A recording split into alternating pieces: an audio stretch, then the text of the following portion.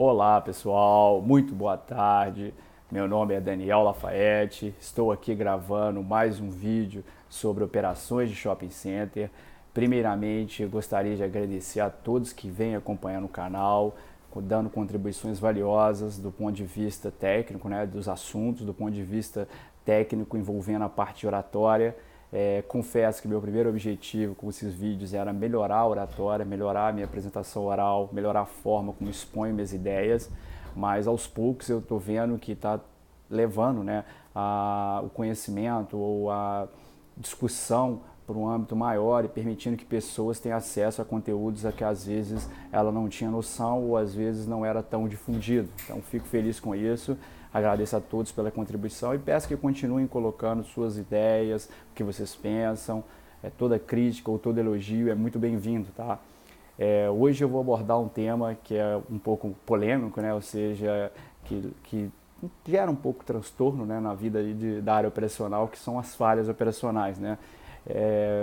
Nem tudo funciona como a gente gostaria, né? Ou seja, não tem falha, opera 100% do tempo, era tudo que a gente queria. A gente, como gestor ou como coordenador, gerente da área operacional, você busca mitigar essas falhas para que o sistema opere da melhor forma possível. Mas nem sempre isso é possível, né? Tem alguns erros que envolvem tomadas de decisões erradas, tem outros itens que envolvem a parte de equipamentos.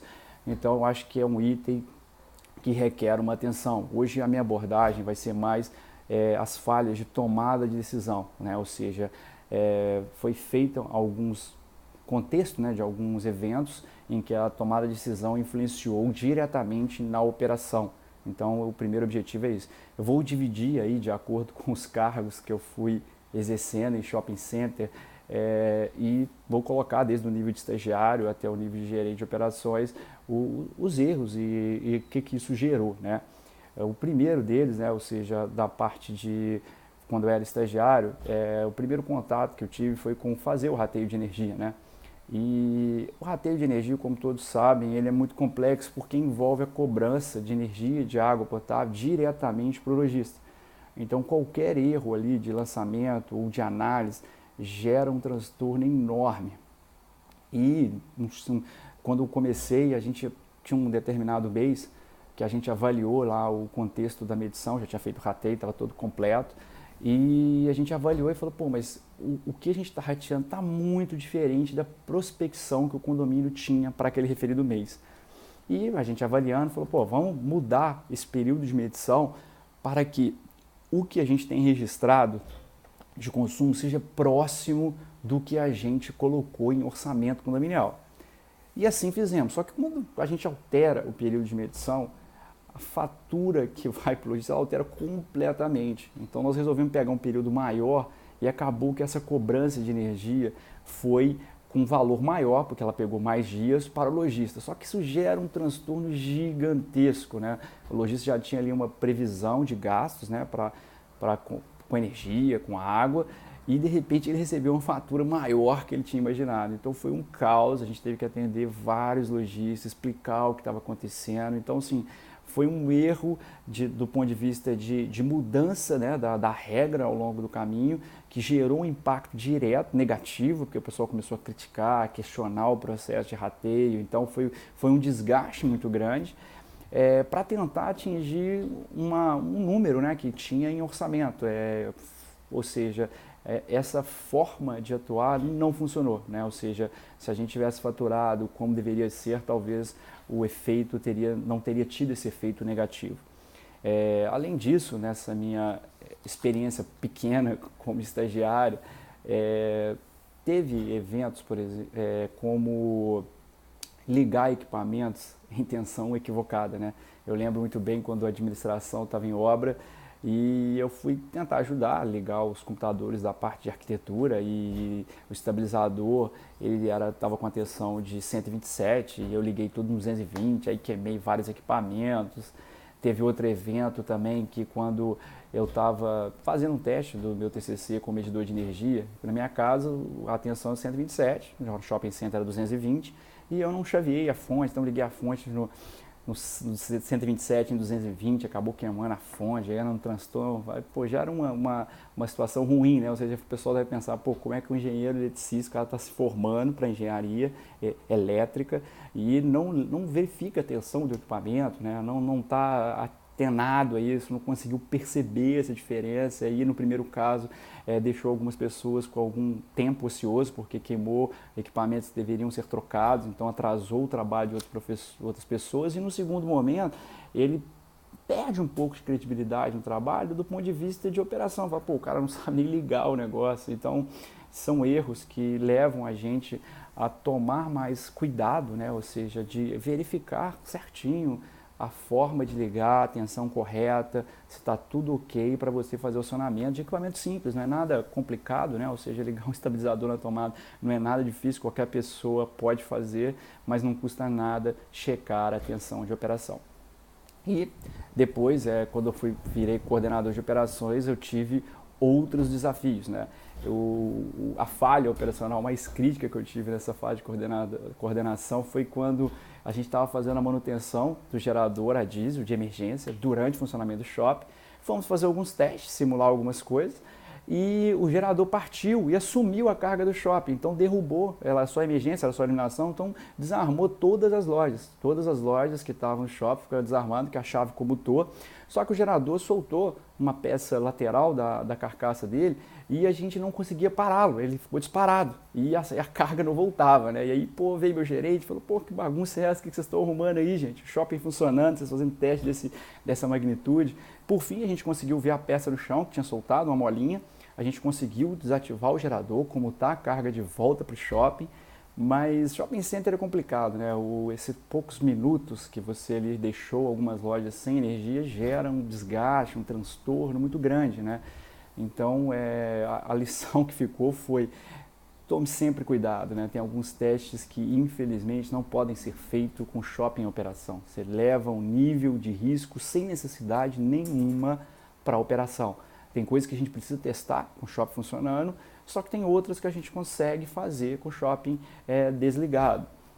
Além disso, como coordenador, teve outro desafio, teve áreas que às vezes, coisas simples, por exemplo, isolar áreas para pintura no estacionamento perto de portaria, durante o shopping em funcionamento. Então, essa foi um período de adaptação em que eu fui vendo que shopping center é bem diferente de uma manutenção, de uma operação, de uma indústria ou de um outro cenário, né? Ela é bem específica, e como o público está ali o tempo inteiro e ele praticamente opera de 10 às 22 em regime contínuo, você não consegue fazer intervenções durante o período diurno. Isso gera um desgaste muito grande com o lojista, com o cliente, né? Então esse foi o principal desafio. Depois eu tive outras experiências como gerente de operações em outro shopping, e aí mudaram os desafios, né? Nesse shopping a gente teve 2 eventos específicos que chamou a atenção. O primeiro deles foi: a gente teve um problema nos transformadores e chegou a queimar os fusíveis de média tensão, e a gente falou, pô, queimou o fusível, alguma coisa estranha aconteceu. Chamamos, né, a empresa parceira, que conhece bem dessa parte de média tensão, para fazer o atendimento, trocar o fusível e avaliar se os equipamentos estavam operando a contento. Só que tinha uma trinca na carcaça do transformador, e a gente, quando fez os testes e avaliou o equipamento, a gente não conseguiu identificar que as bobinas estavam em curto, né? Ou seja, tinha uma fissura ali que estava fechando curto as bobinas. Então a gente trocou os fusíveis, né? E falamos, pô, vamos tentar rearmar esse transformador, porque parte do shopping está apagado. E quando a gente rearmou, deu de novo, né? Ou seja, os fusíveis queimados, deu aquele barulho de abertura, né? Do sistema de proteção. A gente falou, pô, o que aconteceu? Tentamos ligar, e quando a gente foi avaliar melhor a situação, a gente viu que tinha uma trinca na carcaça indicando que aquele transformador já não estava mais apto a operar. Então, toda a análise, né, que tem que ser feita, principalmente na parte elétrica, é uma parte bem perigosa, que pode gerar alguns desgastes, tanto do ponto de vista físico para as pessoas que estão operando, quanto para as instalações, tem que tomar um cuidado acima do normal para você avaliar, tem que ter uma paciência um pouco maior. A gente sabe que quando qualquer empreendimento, shopping center está sem energia, existe uma pressão muito grande para fazer ligamento, para restabelecer energia, né? Mas a análise ela tem que ser completa, ela tem que ser feita do início ao fim e somente religar quando você tiver segurança que aquele equipamento está ok para operar. O segundo evento já foi um evento já que envolve água potável. O shopping ele foi fazendo modificações, né, do sistema de água potável, derivações, e por mais que lá o sistema não era pressurizado, era por gravidade, a caixa d'água ficava na cobertura e a alimentação era feita por gravidade, não existia um sistema de pressurização.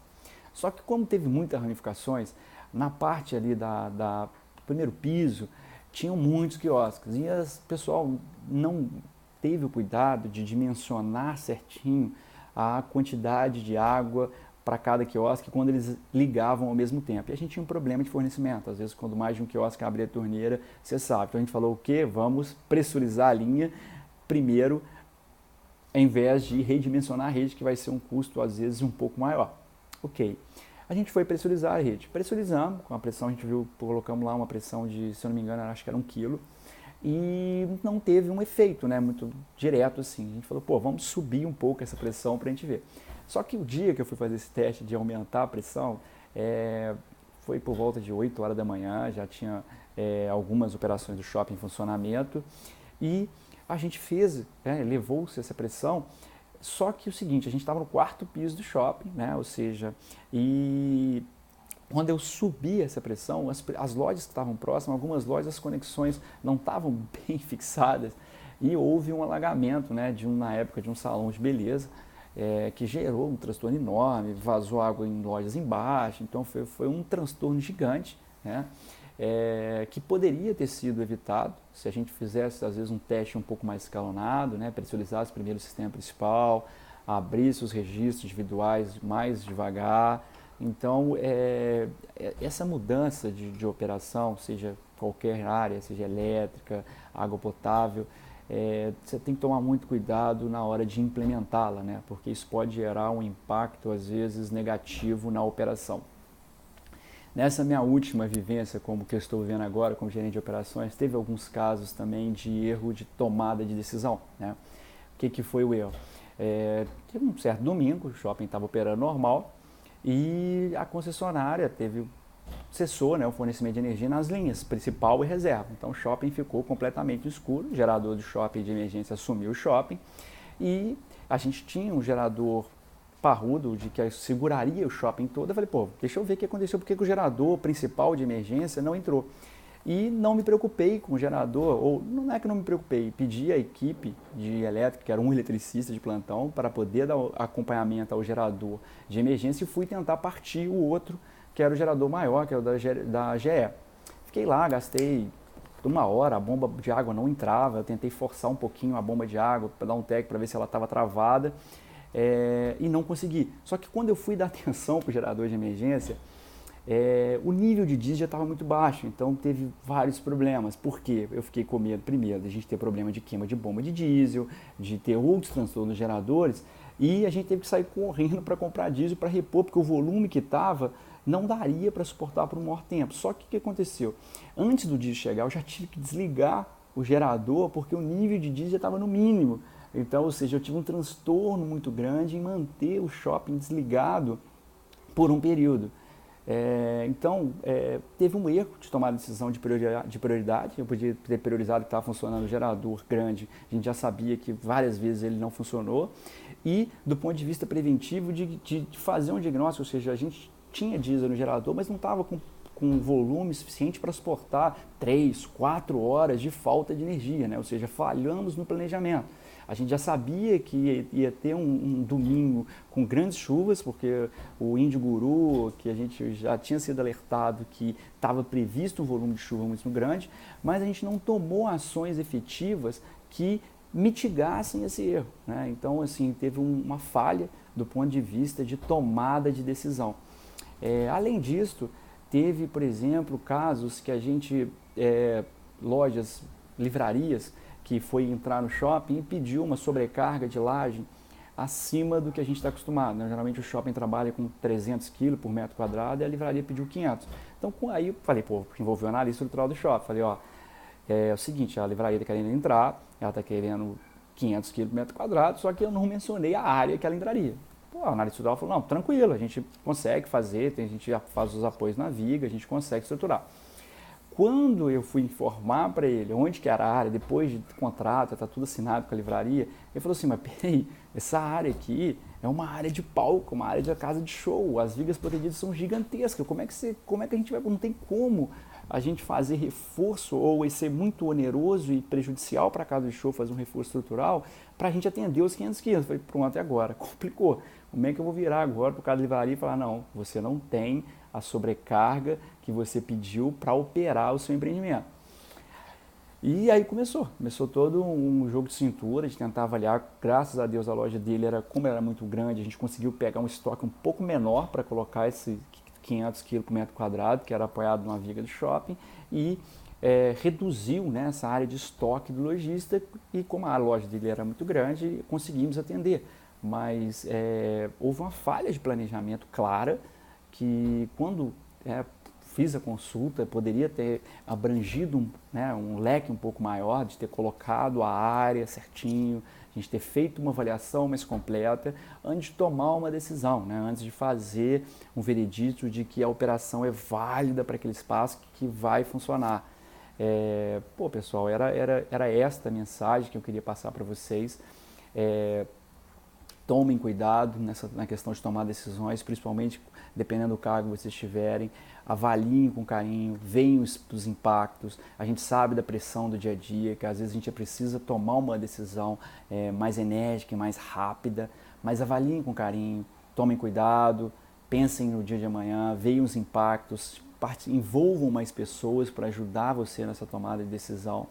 E lembre-se que shopping center existe um tripé essencial para a operação de shopping center, né? Que é energia elétrica, água potável e ar-condicionado. Esses três jamais podem faltar em shopping center. Os outros são importantes, com certeza, mas esses três, sem esses, shopping nenhum funciona bem. Vão ter graves problemas, várias reclamações. Então, pessoal, atentem com esses três itens. Acompanhe próximo, por mais que você tenha sistemas eficientes nessas áreas, acompanhe próximo, avaliem se precisa de melhoria. Esses três itens são extremamente importantes. E espero que vocês aprendam com minhas falhas, que vocês consigam não cometer os mesmos erros. Eu aprendi muito com isso, a gente desenvolve cada vez mais essa capacidade de avaliar melhor, né, esse contexto que a gente está inserido. Então, ninguém vangloria, né? Ninguém gosta de errar, com certeza, não é isso, mas como alguns erros acabam acontecendo, é aprender com eles e a gente conseguir dar soluções o mais rápido possível. Pessoal, é isso, muito obrigado, tenham uma boa tarde a todos aí e a gente se vê aqui no próximo vídeo. Um forte abraço!